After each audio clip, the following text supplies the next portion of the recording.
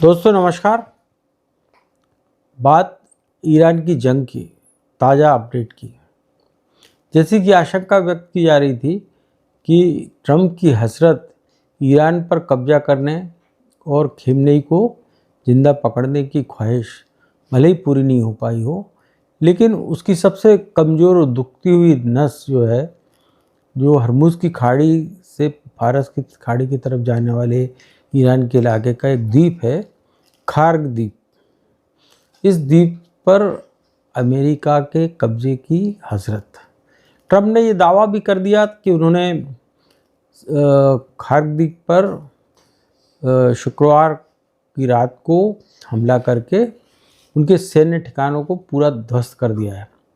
अब ईरान के इन ठिकानों को ध्वस्त करने के साथ ही वो ये भी धमका रहा है कि हम उसके तेल ठिकानों पर भी कब्जा कर लेंगे।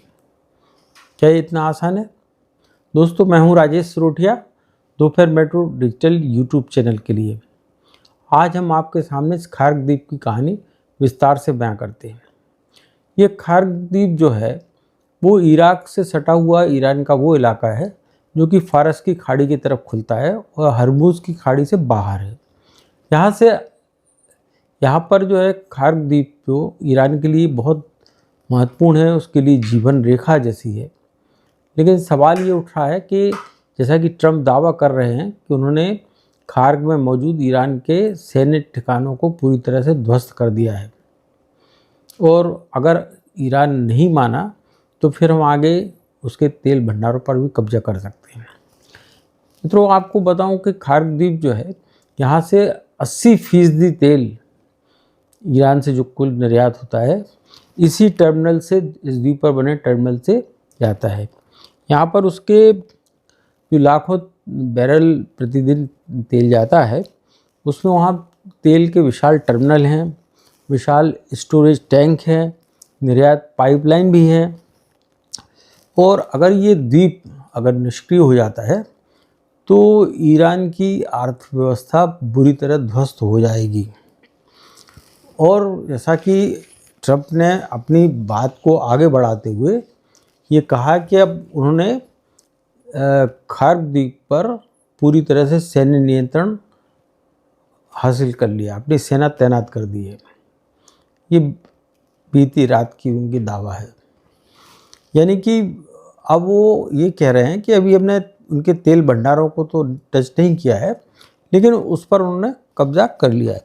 लेकिन ये सब इतना आसान रहेगा अमेरिका के लिए कि अगर वो उसके तेल भंडारों पर भी अपना कब्जा जमा लें तो इससे एक बहुत बड़ा खतरा पैदा हो सकता है। उसके ईरान के जो दो बड़े साझेदार देश हैं, चीन और रशिया, और ख़ास तौर से चीन इसलिए क्योंकि चीन के लिए भारी ऊर्जा की ज़रूरत है और वो रूस से जितना तेल लेता है उससे 2 से 3 गुना ज़्यादा तेल सस्ते दामों पर इसी खार्ग द्वीप से करीब 80% तेल जो है आयात करता है चीन।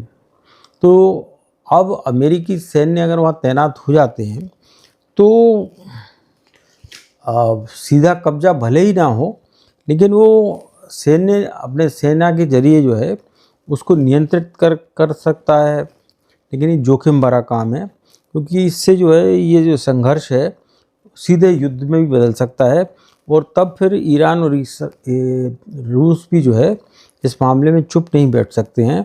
और इसकी संभावित प्रक्रिया ये हो सकती है कि जब आर्थिक रणनीतिक दबाव जो बना रहा है अमेरिका, वो तो ठीक है, नौसैनिक निगरानी, सीमित सैन्य कार्रवाई का उपयोग किया जा सकता है, लेकिन इससे आगे अगर वो बढ़ेगा तेल भंडारों की तरफ तो निश्चित रूप से फिर हालात और बिगड़ेंगे।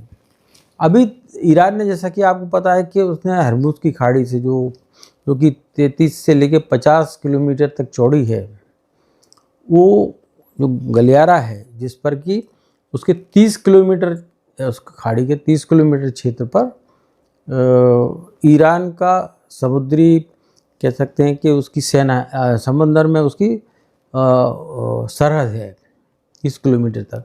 यानी उसके बाद जो आप देखते हैं कि 3 किलोमीटर से लेके 17 किलोमीटर तक का ही एरिया उसके सामने लगे हुए इराक और दूसरे खाड़ी देशों से लगते हैं। उतनी सी जगह से सकरे रास्ते से आवाजाही आसान नहीं होती, ख़ासतौर से जबकि ईरान ने ये ऐलान कर रखा है कि वो किसी भी जहाज़ को जो कि तेल ले जा रहा हो या रसद पानी ले जा रहा हो उसको वहाँ से निकलने ही नहीं देगा।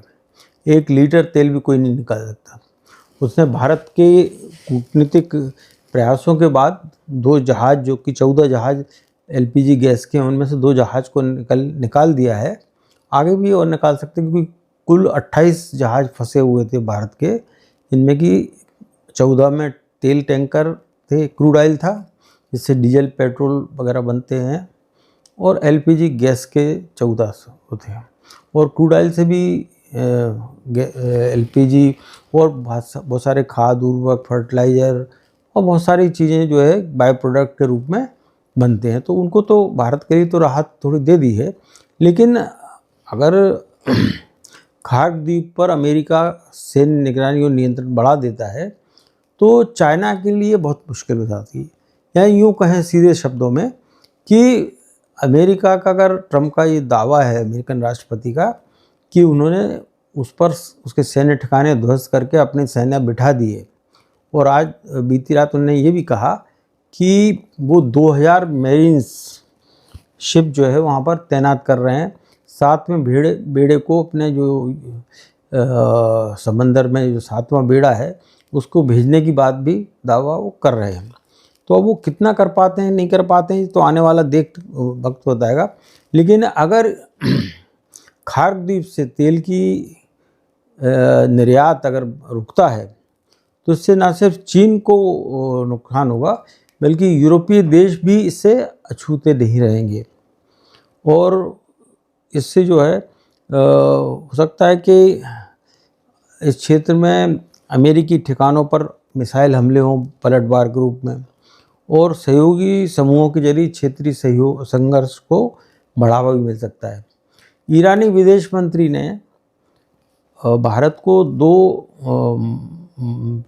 गैस के LPG गैस के मालवाहक जहाज़ों को निकलने के अनुमति देने के साथ ही उनको सुरक्षित निकालने के बाद ईरान के जितने भी पड़ोसी जो अच्छे संबंध वाले अच्छे ब्रदरहुड वाले देशों से अपील की है कि वो इस क्षेत्र से जो विदेशी सैन्य घुस आए हैं,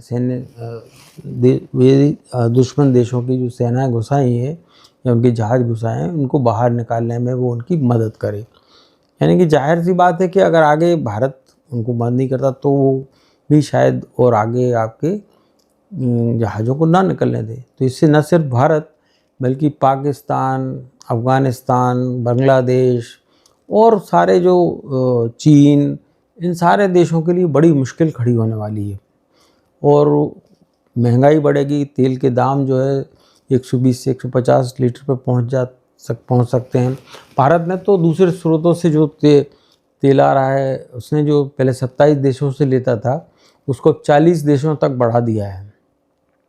तो उसने और अपनी रिफाइनरियों को 100% तक तेल उत्पादन के साथ ही डीजल पेट्रोल उत्पादन, केरोसिन उत्पादन, एविएशन फ्यूल उत्पादन के साथ ही LPG गैस के उत्पादन को भी बढ़ावा देने के लिए पूरा जोर लगा दिया। वो 100% से ज़्यादा क्षमता से काम भी कर रही हैं, जिससे कि जो एक कृत्रिम तरह की जो किल्लत पैदा हुई है वो भी दूर हो सकती है। लेकिन खार्क द्वीप अब एक बहुत बड़े संघर्ष का एक कारण बन सकता है और बहुत बड़ा खतरा मंडरा रहा है, क्योंकि अगर यहाँ ये रुका तो न सिर्फ चीन और रशिया बल्कि यूरोप के वो देश जिनके पास में यहाँ से तेल की सप्लाई होती है, गैस की सप्लाई होती है, तो वो अगर रुकता है सिलसिला तो यूरोप के लिए बहुत समस्याएं खड़ी होने वाली है। क्योंकि पहले ही यूक्रेन वार के कारण जो रूस से उनको सीधा गैस मिलती थी, ऊर्जा मिलती थी, वो अब बहुत कम हो गई है या बिल्कुल रुक गई है। तो यूरोप इन चीज़ों में अपने वजूद के लिए क्या करेगा। जाहिर सी बात है कि ये युद्ध जो क्षेत्रीय युद्ध है बहुत बड़ा विस्तार रूप ले सकता है, और आशंका ये भी है कि कहीं ये तीसरे विश्व युद्ध में तब्दील ना हो जाए। तो अमेरिका जो है, ट्रम्प भले ही कुछ दावे कर रहे हों कि हमने उनके सैन्य ठिकानों पर ध्वस्त करके अपने सैनिक बिठा दिए हैं, लेकिन वो एक रणनीतिक तौर पर एक निगरानी और उस चीज़ से ज़्यादा कुछ करने की स्थिति में नहीं है। करेगा तो फिर इससे तनाव और बढ़ेगा, क्योंकि जब दुनिया के देशों की अर्थव्यवस्था, उनके यहाँ पर तेल की किल्लत, गैस की किल्लत बढ़ेगी, तो वो खामोश ज़्यादा दिन तक नहीं बैठ सकते हैं। और ये वैश्विक युद्ध का रूप भी ले ले तो उसमें कोई वो नहीं कर सकते।